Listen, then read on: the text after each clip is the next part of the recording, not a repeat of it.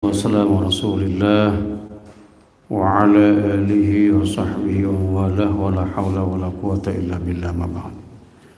Bapak Ibu, kita lanjutkan hadis yang ke-19. Ini agak panjang. Ya, 19 ya. Hah? Betul 19. Kita baca atau langsung aja nih? Ini agak panjang. Ya, enggak apa-apa, baca aja. Bismillahirrahmanirrahim. An Abil Abbasi Abdullah ibn Abbas radhiyallahu ta'ala anhuma qala kuntu khalfan nabi sallallahu alaihi wasallam yawman faqala li ya ghulamu inni u'allimuka كلمات احفظ الله يحفظك احفظ الله تجده تجاهك إذا سألت فاسأل الله وإذا استعنت فاستعن بالله واعلم أن الأمة لو اجتمعت على أن ينفعوك بشيء لن ينفعوك إلا بشيء قد كتب الله لك وإن اجتمعوا على أن يضروك بشيء لم يضروك إلا بشيء قد كتب الله تعالى عليك رفعت الأقلام وجفت الصحف رواه الترمذي وفي رواية غير الترمذي احفظ الله تجده أمامك تعرف إلى الله في الرخاء يعرفك في الشدة واعلم أن ما أخطأك لم يكن يصيبك وما أصابك لم يكن ليخطئك واعلم أن النصر مع الصبر wa anal faraja ma'al karbi wa anna ma'al usri yusra. Baik. Hadis yang ke-19 ini agak panjang sedikit. Kalau kita terjemahkan, diriwayatkan dari Abul Abbas Abdullah bin Abbas, yaitu Abul Abbas ini nama kunyah, ya, nama samaran, kebetulan memakai nama ayahnya. Siapa Abul Abbas? Yaitu Abdullah bin Abbas, yaitu sepupu Nabi, ya, seorang sahabat radhiyallahu anhuma. Saya sudah berkali-kali katakan apabila di belakang nama sahabat ada doa, ya, radhiyallahu anhuma, berarti dia dan ayahnya dua-duanya adalah sahabat Rasulullah. Abdullah bin Abbas ini luar biasa, termasuk min abadillah al-arba'ah, dari 4 sahabat muda yang nama awalnya Abdullah. Ya, sahabat muda itu ada, ya, jadi ulama dia, ya, sahabat muda, ulama, cerdas, yang disebut dengan Abdullah yang 4, yaitu Abdullah bin Abbas, Abdullah bin Umar, Abdullah bin Amr bin As, dan Abdullah bin Zubair. Nah, itu 4, ya, jadi ada 4 orang, dan umurnya luar biasa. Abdullah bin Abbas ini ketika Nabi meninggal umurnya belasan tahun, tapi dia termasuk yang banyak menghafal dan termasuk orang yang sangat paham tentang Al-Quran, ya, makanya dibilang dengan yang pakar menafsirkan Al-Quran di zaman Nabi ini adalah Abdullah bin Abbas, ya, makanya tafsir beliau Al-Iqtibas fi Tafsir Ibn Abbas itulah karya yang termasuk yang pertama dalam tafsir Al-Quran. Itu sekilas sedikit saja tentang Abdullah bin Abbas. Qala kuntu halfan Nabi sallallahu alaihi wasallam yauman. Kata beliau, aku suatu hari berada di belakang Nabi, khalfan Nabi. Ini enggak dijelaskan di belakangnya ini lagi apa lagi duduk di unta, dia di belakang, kan biasa begitu Nabi. Karena Abdullah bin Abbas masih kecil dan sepupunya, ya. Karena dia putra dari Abbas bin Abdul Muthalib, ya, pamanda Nabi, ya. Bahkan menurut riwayat Yang mirip dengan ayahanda Nabi ini dari adik-adiknya itu Abbas. Ya, mirip sekali dengan ayahandanya. Ya. Ya faqala li, maka Nabi berkata kepadaku, ya gulam wahai ananda. Kata-kata gulam ini digunakan bagi anak yang umurnya sudah 6 tahun ke atas sampai belasan, gulam. Tapi kalau di bawahnya sobi, bayi, balita. 5 tahun, 0 bulan sampai 5 tahun itu sobi, bayi. Tapi kalau gulam ini sudah di atas balita, umur 6 sampai belasan tahun. Ya gulam wahai ananda, kalau baca kita kan bocah ya. Kalau bahasa kita itu bocah, gulam itu bocah. Ya. Ya gulamu inni u'allimuka kalimatin wahai ananda, sesungguhnya aku akan ajarkan kepadamu beberapa kalimat. Kalimat di sini nasihat. Ya, kalimat dimaksud ini adalah nasihat. Ihfadillah yahfazka, jagalah Allah maka niscaya Allah menjagamu. Nanti kita jelaskan apa maksudnya menjaga Allah.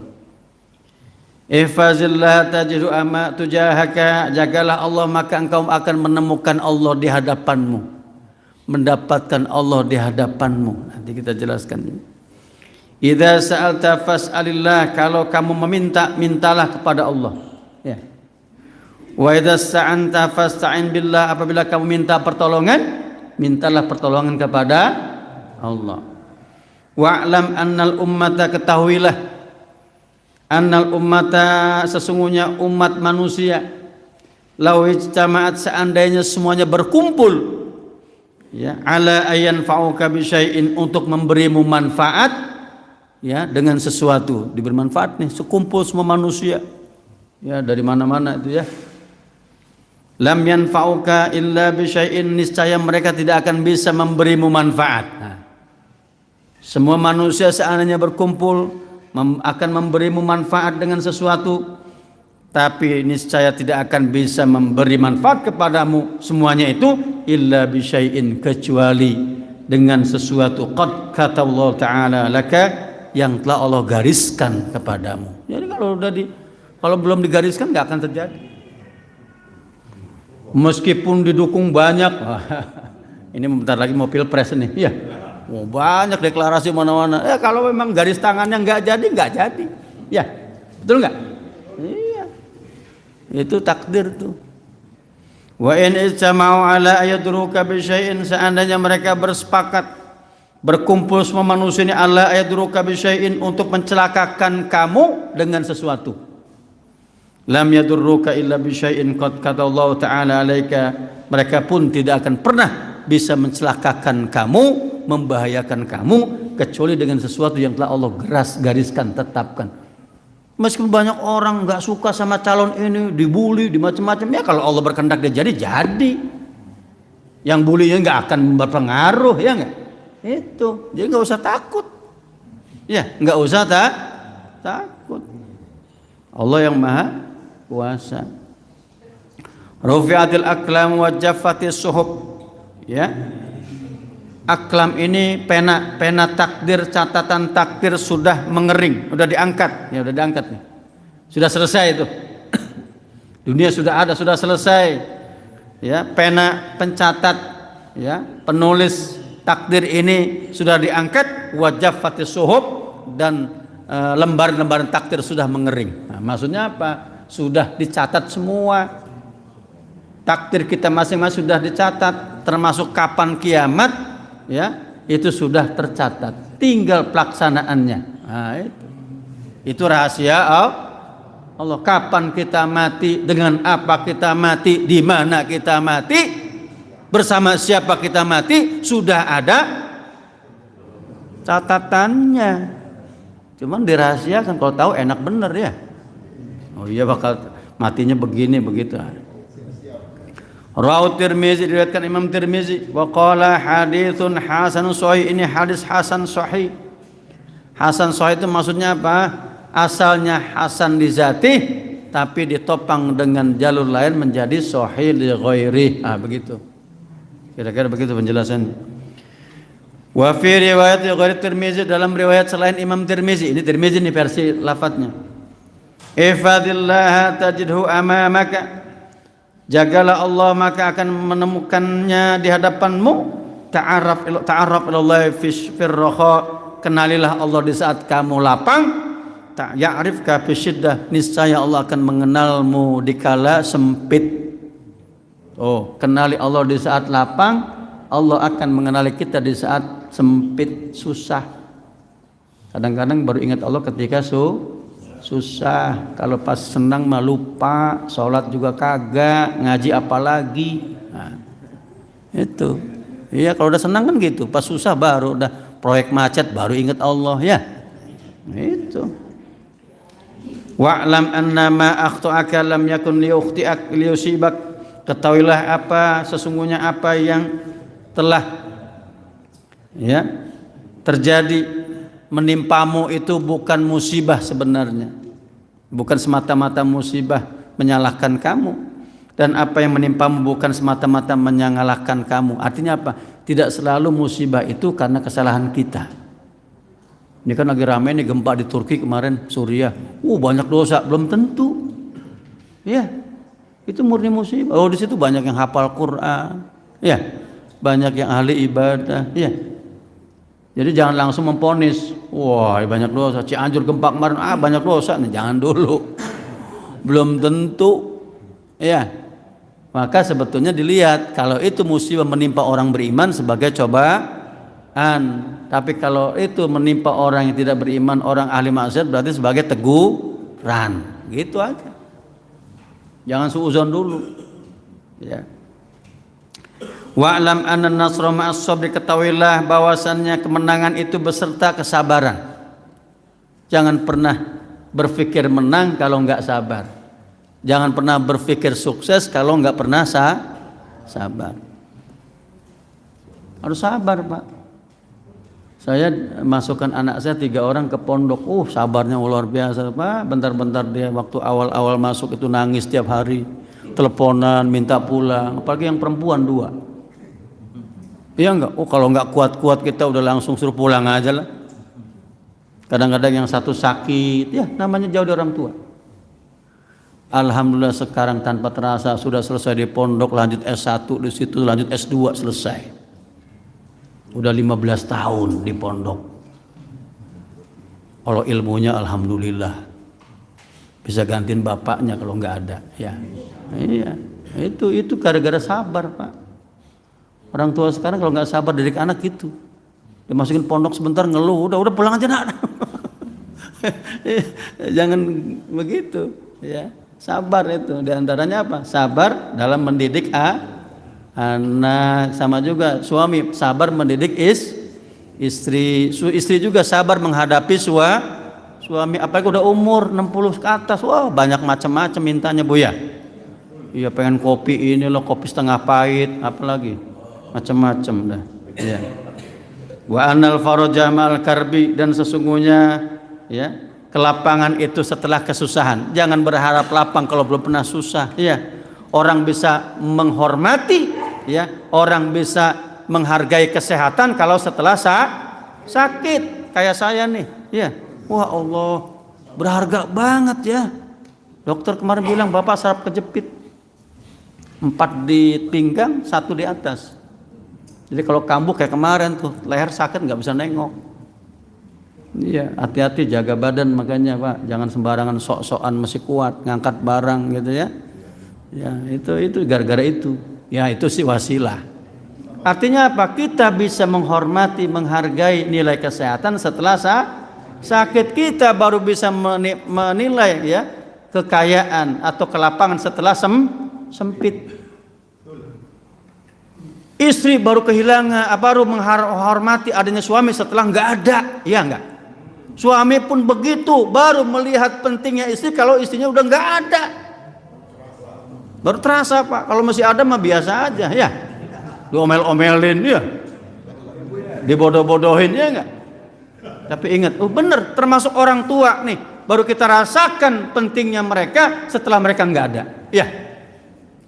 Saya kalau lagi kangen-kangen, Pak. Waduh, bapak udah nggak ada, emak udah nggak ada. Itulah maka ya kita eman-eman Pak Bu ya. Mumpung ada anak kita jaga, kita rawat, kita didik, ada suami kita layani, ada istri kita didik, kita fasilitasi. Gitu. Kalau udah nggak ada berberasa Pak. Ya. Baik. Ihfazillah yahfazka, jagalah Allah, maka niscaya Allah akan menjagamu. Maksudnya apa? Ihfazillah yakni ihfaz hududahu, jagalah Allah maksudnya jagalah hududahu, batasan-batasannya, hukum-hukumnya. Ya. Wa huquqahu, dan hak-haknya Allah, wa awamirahu wa nawahiyah, dan perintah-perintah serta larangannya. Itu namanya menjaga Allah. Kita menjaga salat 5 waktu berarti menjaga Allah. Kita lakukan puasa Ramadan berarti menjaga Allah. Kita jauhi perbuatan maksiat, menjauhi mencuri, apalagi berzina dan seterusnya, larangan-larangan yang dilarang oleh Allah, berarti kita menjaga Allah. Itu. Ya. Wa hifdzu dzalika huwal wuquf 'inda awamirihi bil imtisal wa 'inda nawahi bil istinab. Yang namanya menjaga Allah yaitu kita patuh melaksanakan pada perintahnya dan menjauh pada larangannya dan juga hukum-hukumnya. Ya. Termasuk apa? Wa min a'dhami ma yajibu hifdhu min awamirillah as-shalah. Termasuk yang paling agung untuk dijaga oleh kita dalam konteks menjaga Allah adalah salat. Ya. Makanya Allah firmankan dalam Al-Qur'an, hafizu 'ala sholawati was sholatil wusta, jagalah salat 5 waktu dan salat tengah. Setengah itu apa? Salat asar. Kenapa salat asar perlu dijaga? Karena paling susah itu. Iya. Kalau zuhur mah oke lah, ada waktu istirahatnya enggak? Di kantor-kantor kan ada waktu istirahat zuhur ya, isoma ya. Pas asar masih kerja. Asar masih kerja, pulang dari kantor tanggung, naik mobil mau pulang, nanti di rumah aja sholatnya, macet di jalan, sampai rumah maghrib, lewat sholat asarnya. Ya, lewat nggak sholat asarnya? Lewat. Tuh, gara-gara nggak mau sholat di kantor, mau sholat di rumah, atau macet di jalan. Ya. Bahkan Allah memuji orang-orang yang menjaga salat dalam Al-Qur'an, walladzina hum 'ala salatihim yuhafizun. Orang-orang beriman itu apa? Yaitu mereka yang menjaga salatnya. Bahkan Nabi sabdakan, man hafadha 'alaiha kana lahu 'indallahi ahadun ayyudkhilahul jannah. Barang siapa yang menjaga salatnya, khusus salat 5 waktu, maka berarti dia sudah punya janji sama Allah apa? Untuk memasukkannya ke dalam surga. Jadi kita pegang janji itu. Janjinya Allah apa? Sholat, pegang sholatnya. Kalau Anda mau masuk surga, pegang sholatnya itu, jangan ditinggal. Syukur-syukur kita lengkapi dengan sunnah-sunnahnya. Ya. Bahkan dalam hadis lain Nabi jelaskan, man hafadha 'alaihinna kunna lahu nuran wa burhanan wa najatan yaumil qiyamah. Barang siapa yang menjaga sholat 5 waktu, maka dia menjadi cahaya baginya. Cahaya. Cahaya di mana? Bisa di alam kubur, bisa di dunia. Kita lihat beda orang yang sering sholat sama yang enggak kan? Dari aura mukanya udah kelihatan. Nah ini orang sholat nih, ini enggak nih. Kelihatan Pak. Oh enggak, itu mah karena kulitnya putih. Enggak juga. Iya, bukan masalah kulit putih hitam sama coklat, enggak. Itu memang auranya begitu. Iya. Wa burhanan, dan menjadi bukti di mana? Nanti di hari kiamat, di alam kubur. Kita ngaku beriman, ya Allah saya beriman kepada Allah dan Rasulnya, saya beriman. Tanya, kamu sholat enggak? Enggak, enggak ada bukti. Iya kan? Sama juga kita ini di dunia ini. Kalau kita sebagai, mohon maaf, dalam dunia pendidikan, oh saya ini sudah S1, ditanya ada ijazahnya enggak? Enggak ada. Bisa diakui? Nggak bisa. Mau pinternya kayak apa zaman sekarang nggak bisa Pak. Ngaku pinter tapi nggak ada buktinya, nggak bisa. Iya. Wa najatan yaumal qiyamah, dan apa? Sebagai penolong nanti hari kiamat. Nanti itu orang-orang yang sholat kelihatan dari mukanya di hari kiamat berjajar itu kelihatan. Oh ini makanya nanti ada orang-orang yang tampak bekas wudu di mukanya ketika di hari kiamat bersinar. Ya, maka kata Nabi apa? Asbigul wudu, sempurnakan wudu. Dan kita kalau mau sholat pasti wudu. Bahkan karena sholat ya, kita berwudu apa kata Nabi? La yuhafid 'alal wudu illa mu'min. Tidak ada yang menjaga wudu kecuali orang beriman. Kemudian apalagi yang perlu kita jaga terkait dengan Allah, menjaga sumpah kita. Wahfadzu aimanakum, kata Allah. Ya, jagalah sumpah-sumpahkan, hati-hati yang bersumpah menjabat ini. Ya, ketika menjabat kan disumpah, diangkat Quran. Hati-hati sumpah itu. Kalau Anda langgar nanti Allah sudah catat itu. Tinggal kapan Allah akan berikan sanksi di dunia atau di akhirat. Tapi dalam beberapa hadis Nabi sampaikan bahwa Allah tidak ridho kalau dunia ini sebagai tempat balasan. Enggak ridho. Balasan itu nanti di mana? Ya, meskipun ada balasan di dunia itu, ada.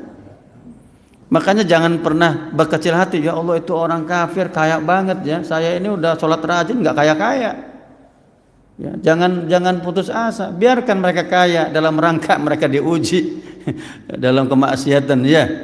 Nanti balasan di akhirat itu Pak, nauzubillah. Yang namanya disiksa enggak ada istirahatnya. Masuk neraka dari awal sampai akhir itu penuh siksaan. Ada di neraka aja udah siksaan, apalagi ditambah dengan siksaan yang lain. Tapi di dunia sesakit-sakit kita sakit ada batasan enggak? Ada batasan enggak? Mati selesai ya. Sakit nih diuji sakit, mati selesai. Tapi kalau di akhirat enggak ada mati. Iya, hidup terus ya. Digebukin dari pagi sampai pagi lagi enggak ada jeda. Kalau di dunia mohon maaf ada polisi ngebukin penjahat. Ya pasti ada jeda lah orang polisi ngebuk juga manusia. Nah itu. Jadi lebih baik kita berpikir ya Allah kita aman di akhirat meskipun di dunia ini agak sulit kita aman. Kenapa? Karena banyak cobaan dan ujian. Termasuk apa? Menjaga itu apa? Hifdzur ra'si wal batn. Menjaga ya kepala dan perut. Nah ini penting. Kata Nabi al-istihya minallahi haqqal haya. Malu kepada Allah dengan malu sebenarnya adalah apa? Antahfadz ra'sa wa mawa'a, kalian menjaga kepala dan isinya. Nah sebetulnya jangan jelek-jelek berburuk sangka kepada Allah. Ya Allah saya begini hidup kok jelek amat ya. Ya nasib saya kok apes amat. Jangan. Pasti ada yang lebih parah dari kita. Ya begitu. Sama juga nggak boleh sombong. Ada yang lebih di atas kita. Jangan bersedih karena kita anggap kita ini buruk, padahal lebih banyak yang lebih buruk dari kita. Kita bersyukur masih punya suami, punya istri, punya anak. Ada banyak orang nggak ada suaminya, nggak ada istrinya, nggak punya anak bertahun-tahun, ya nggak? Banyak. Maka disitulah ya kita harus pandai-pandai melihat. Ya, kayak saya sering sakit kemarin Pak. Dari bulan Juni saya hitung 6 kali saya dirawat. Udah macam-macam tindakan dokter, ada endoskopi, kolonskopi macam-macam lah itu. Udah jantung di USG macam-macam. Pas saya ngelihat ada orang lain yang sudah wah udah nggak karu-karuan, bersyukur ya Allah saya masih begini, masih bisa jalan, masih bisa makan, masih bisa tidur. Ada orang sakit nggak bisa tidur, ada orang sakit nggak bisa makan, baru mau masukin muntah. Ya, alhamdulillah. Kalau begitu kita bersyukur. Banyak orang lebih parah dari kita. Jadi hidup ini ya itulah sudah Allah gariskan. Ya, apapun pokoknya kita hadapi karena Allah. Wa tahfadzul batna wa mahawa, termasuk menjaga perut dan isinya. Jaga barang-barang yang haram jangan sampai masuk mulut dan perut kita. Kenapa kok ya Allah doa saya enggak diijabah? Kenapa kok saya susah ibadah? Di antaranya karena ada makanan haram masuk di dalam tubuh kita. Itu ulama dulu bilang begitu. Kalau anak kita susah diatur, ya susah, amat brengsek amat misalkan, mohon maaf, jangan-jangan kita ngasih makan ke mereka itu makanan yang kurang baik, yang tidak halal, itu ngaruh, ya ngaruh Pak Bu ya, gitu. Jangan menghalalkan segala cara. Termasuk menjaga kepala ini apa? Menjaga pendengaran kita, menjaga penglihatan kita, menjaga lisan. Banyak orang kata Nabi nanti masuk neraka bukan karena ibadahnya sedikit, banyak ibadahnya tapi hilang pahala ibadahnya gara-gara mulut. Paham? Gara-gara mulut. Banyak hilang pahala puasanya, pahala sedekahnya gara-gara mulut. Bu, hati-hati Bu ya. Ya. Nah, ini terkait dengan menjaga Allah. Yahfazka, maka Allah akan menjagamu. Ini ada cerita nih. Ya. Ada ulama-ulama terdahulu umurnya ratusan tahun, masih sehat, pernah bisa lari segala macam. Ditanya kenapa kok pada bisa begitu? Kata mereka, kami dulu waktu mudanya menjaga mata kami, menjaga telinga kami, menjaga mulut kami, mengikuti perintah Allah, menjauhi larangan, makanya Allah jaga sampai umur panjang seperti ini. Nah itu bisa jadi ada orang-orang yang diberi umur panjang dulu waktu mudanya dijaga, ya dijaga apa? Maksudnya jaga badannya untuk taat kepada Allah, tidak minum minuman, tidak bermaksiat. Nah, itu yahfazka, Allah akan jaga kamu. Jaga ini banyak maknanya, bisa jaga secara fisik maupun jaga secara batin. Ihfadillah tajidu atujahaka, maka jagalah Allah, niscaya akan engkau temukan dia di hadapannya. Itulah pentingnya. Kenapa? Ketika kita banyak menjaga, menjalankan perintah Allah, menjauhi larangannya, maka kita merasakan hadir Allah berada dekat dengan kita. Makanya ada hadis yang menjelaskan, sebelum kita pernah jelaskan, ya, anta'budallaha ka'annaka tara.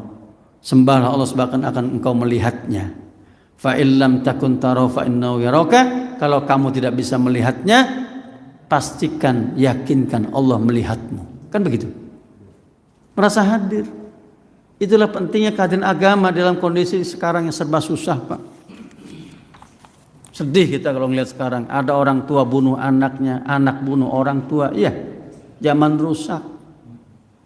Masa ayah menggauli anaknya, memperkosa anaknya, kandungnya. Zaman apa itu? Zaman rusak sekarang. Sedih. Cuman agama yang menjadi panduan kita, yang menjadi apa?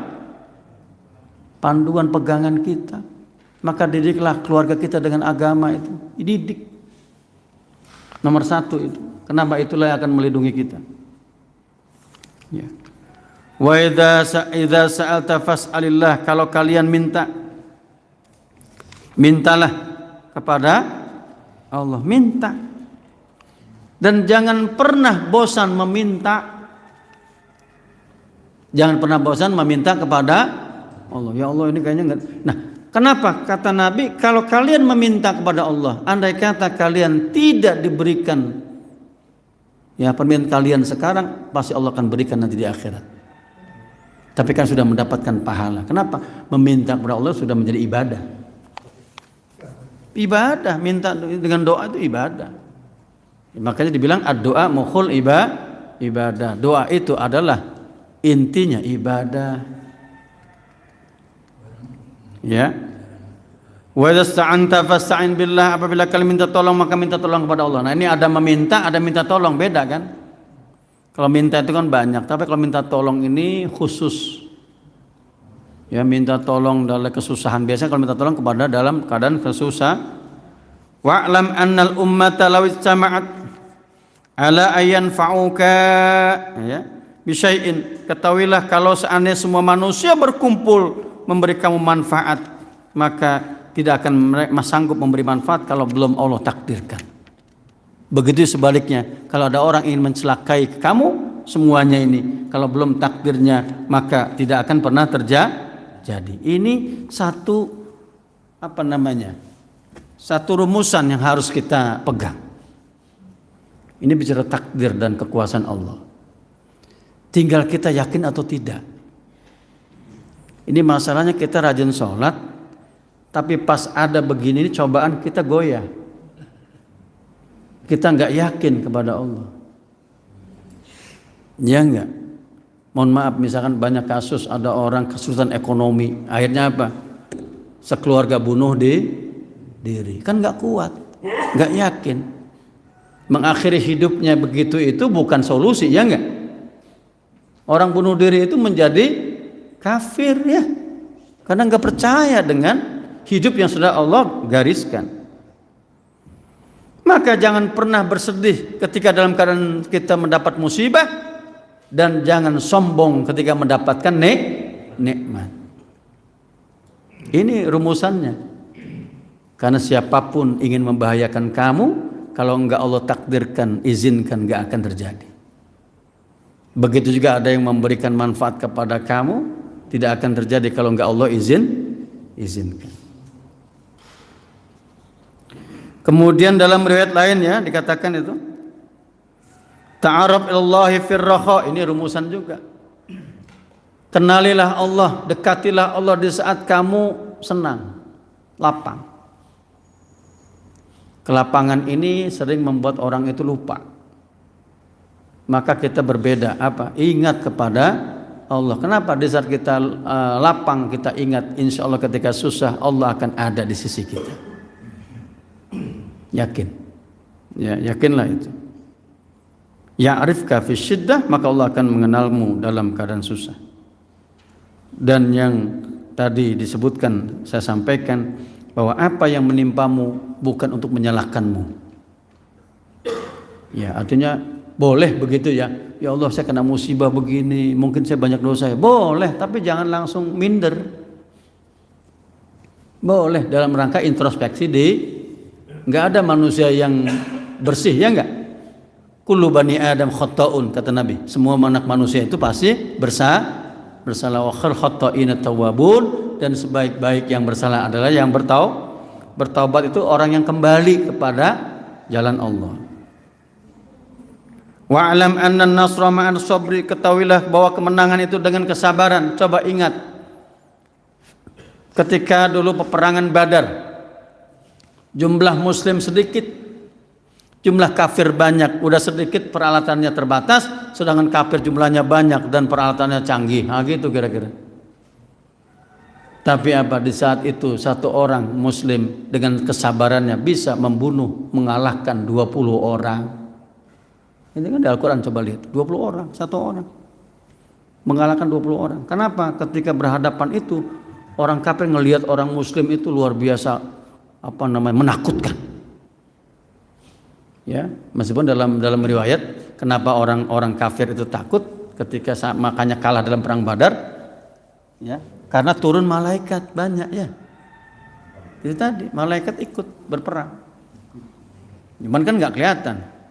Kelihatannya apa? Orang-orang muslim jadi gagah bisa mengalahkan 20 orang. Loh, kalau satu mengalahkan 20 orang, kalau ada 100 orang mengalahkan berapa? Ya, kesabaran itu penting. Termasuk nasihat buat saya apa? Menghadapi sakit juga perlu sabar. Berobat. Coba sekarang berobat apalagi BPJS ya. Ke sono dulu antri ini macam-macam rujukan ya. Kalau nggak gitu bayar lumayan Pak ya, puluhan juta ya dirawat itu kalau kita nggak urus itu. Wa'lam annal faraja mal karbi, ketahuilah setiap kelapangan itu setelah kesusahan. Ini sunnatullah. Maka ketika kita ini sulit jangan pesimis. Apa dalam Al-Qur'an surat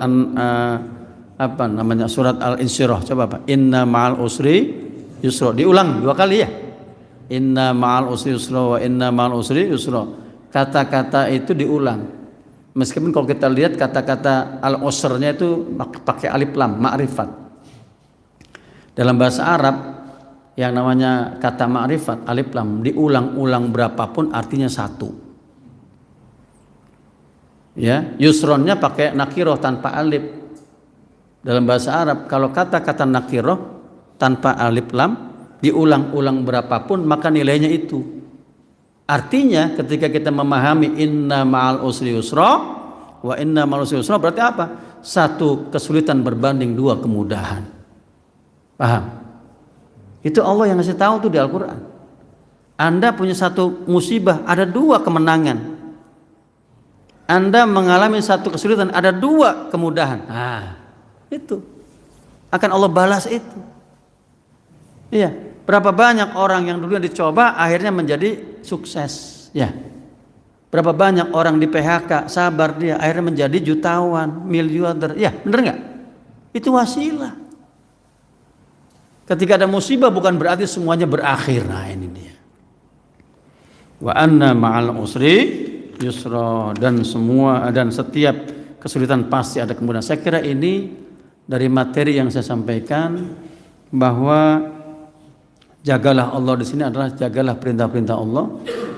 Ya. Kemudian dalam konteks mematuhi ya kepada perintah-perintah Allah dan menjauhi lagi larangannya, termasuk hukum-hukumnya, hak-haknya Allah kita jaga, maka Allah akan menjaga kita. Saya kira di sini kalau ada yang mau bertanya monggo silahkan, kalau nggak ada kita tutup dengan doa. Waktu sudah lumayan siang ya. Terima kasih untuk